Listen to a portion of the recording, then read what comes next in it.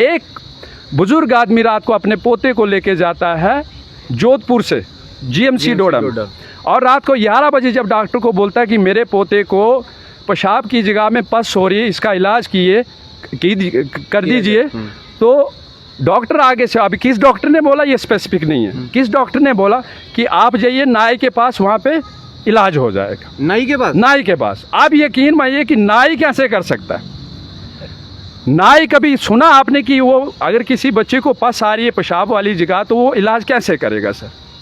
और ये वहाँ के डॉक्टर, ये वहाँ की डॉक्टर है, उस आदमी की स्टेटमेंट। ये एफआईआर जब लगी तो महाराज साहब ने वो डिग्री उनकी जो मधु मैडम ने जो अपनी आरबीए का जो सर्टिफिकेट लिया था वो इनलीगल पाया गया हाई कोर्ट की गाइडलाइन के मुताबिक। जब माना विधायक है लेकिन उन्हें भी पता होना चाहिए कि कैसे बात कर जो, बट यहाँ पे तानाशाही है। सरकारें जो आज तक आए, फिर मैं वही बात करता हूँ ना, फिर बात आ जाए कि देखो जी आप पार्टियों को कोसना शुरू करके, पता नहीं कौन सा ठंडा काल, काला काल, पता नहीं कौन सा अमृत काल चल रहा है, उन अमृत कालों में भी हमारा ये हाल है। वहाँ पे क्लियर कट बोलता है कि मैं रात को 2000 रुपया खर्च के अपने गांव से घर आया, इधर जीएमसी में आया, और जीएमसी में डॉक्टर ने मुझे बोला कि जनाब आप नाई के पास चले जाओ। अगर एक डॉक्टर नाई के पास रात को 12 बजे किसी बुजुर्ग को भेज रहा है, गरीब आदमी को, आप कैसे मान सकते हो कि वो सिस्टम जो वो ठीक चल रहा है? वहाँ डोडा ईस्ट के एमएलए महराज मलिक जो हमेशा सुर्खियों में रहते हैं, एक बार फिर बड़े हाईलाइट हो रहे हैं।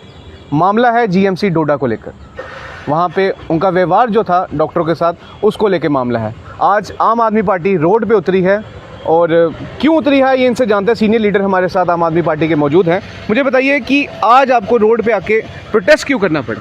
देखो, प्रोटेस्ट तब किया जाता है जब उस चीज़ को ना माना जाए, या एडमिनिस्ट्रेशन या सरकारें जब उस चीज़ पे ध्यान ना दें, तो एक आम आदमी जो आम जनता होती है वो रोडों पे उतरना शुरू हो जाती है। कुछ ऐसा ही आज आपको देखने को मिला।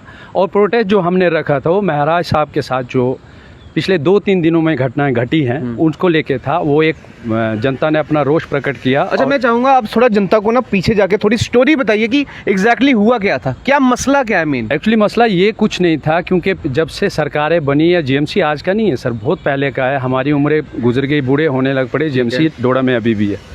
बट कई सरकारें चेंज हुई, एमएलए कई बने, कई गए, और चलता रहा।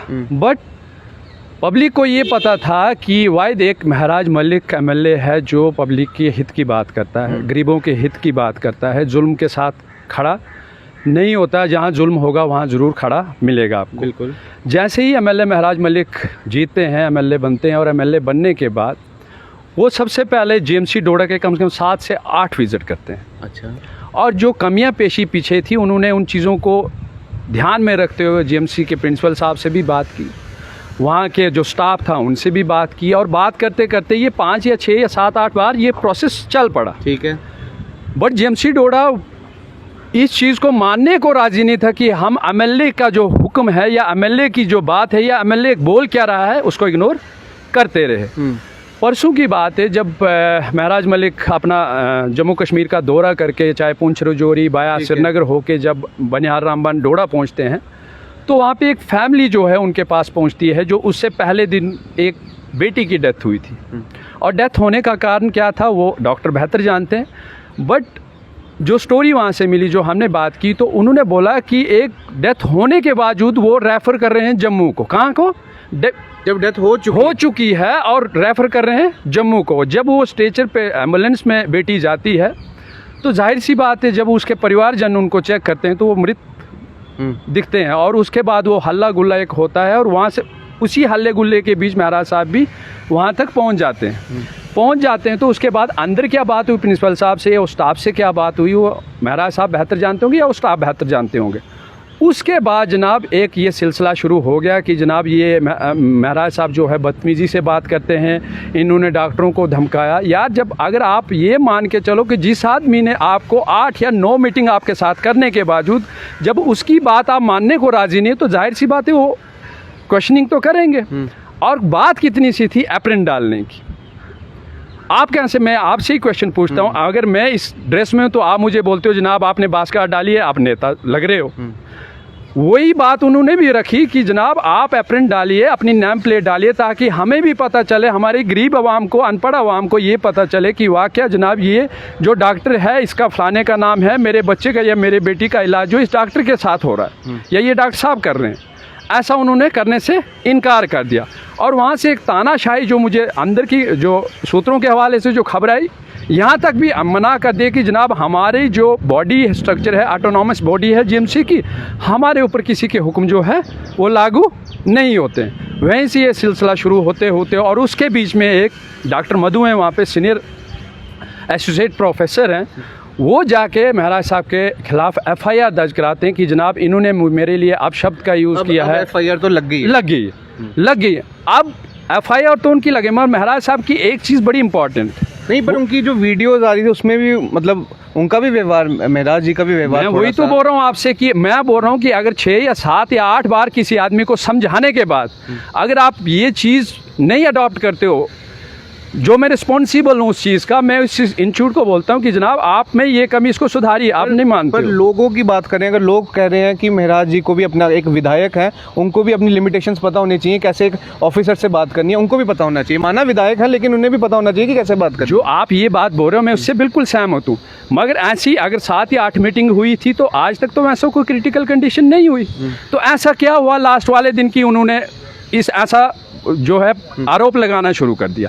ऐसा कुछ भी नहीं हुआ था। एक यहाँ पे क्या है, यहाँ पे एक रंग और दिया जाता है। अच्छा। रंग ये दिया जाता है वहाँ की जनाब महाराज साहब जब भी बात करते हैं, मुस्लिमों को लेके बात करते हैं या हिंदू को लेके बात करते हैं, एक कंट्रोवर्सी पैदा करने की कोशिश की जाती है। मगर महाराज साहब की एक हमेशा से जो उनका जो छवि रही है, उन्होंने कभी भी कास्टिज्म को लेके या कभी भी धर्म को लेके राजनीति नहीं की है और ना करने की कोशिश करेंगे वो लाइफ में। मुझे जो जहाँ तक मैं जानता हूँ उनको, वो हमेशा राजनीति जो करना चाहते हैं, वो डेवलपमेंट की राजनीति करते हैं, वो गरीब के साथ खड़ा होना चाहते हैं। हमारे पहाड़ी इलाके हैं जहाँ कुछ भी सुविधाएं नहीं है, जहाँ सरकारों ने आज तक लूट के सब कुछ ले गए, मगर हमारे गरीब तबका अभी भी ज़िंदा है और अभी भी चल रहा है। यहाँ से जब कहानी शुरू यहाँ तक पहुँचती है सर, तो यहाँ से शुरू होने के बावजूद महाराज साहब ने एक चीज़ हमेशा देखना, आपने कभी ये नोटिस की होगी कि जब भी महाराज साहब किसी पे क्वेश्चनिंग करते हैं ना, तो समझ लो वो ऐसे नहीं करते। उस पर वो ज़रूर पहले सोच विचार करते हैं, उसके जड़ों तक जाते हैं कि ये आदमी क्या था और ये आदमी कैसे यहाँ तक पहुँचा, और उन्होंने उस चीज़ की सारी इन्वेस्टिगेशन करने के बाद जब ये एफआईआर जब लगी, तो महाराज साहब ने वो डिग्री उनकी जो मधु मैडम ने जो अपनी आरबीए का जो सर्टिफिकेट लिया था वो इनलीगल पाया गया हाई कोर्ट की गाइडलाइन के मुताबिक। जब वो चीज़ें लगने के बाद ये प्रोसेस और लंबा हो गया और महाराज साहब ने कॉल दी। कॉल देने के बाद जब पब्लिक वहाँ पे खड़ी होगी, जब जो कॉन्स्टिट्यूंसी के लोग थे वो खड़े हो गए, और खड़े होने के बावजूद आज जिस हाल पे हम खड़े हैं, आज जनाब जीएमसी फिर रन हो रही है। और हम आपके पास एज ए मीडिया के माध्यम से बात रखने इसलिए आए हैं सर कि हमें एतराज़ डॉक्टरों से नहीं है, हमें एतराज़ उन लोगों से जिन्होंने महाराज साहब के ख़िलाफ़ एफआईआर लगाई। और डीसी हरविंदर जी से मैं हम्बली रिक्वेस्ट करूंगा, यंग अफसर हैं, काम करना जानते हैं, बहुत ऑनेस्ट हैं, हम चाहते हैं कि इसकी इन्वेस्टिगेशन हो। जो मधु डॉक्टर जिन्होंने एफआईआर लगवाई है, उनकी जो डॉक्टरी जब उन्होंने ली थी वो आरबीए उनका वैलिड था या नहीं वैलिड था, उस पर इन्वेस्टिगेशन हो। इन्वेस्टिगेशन में क्या निकलता है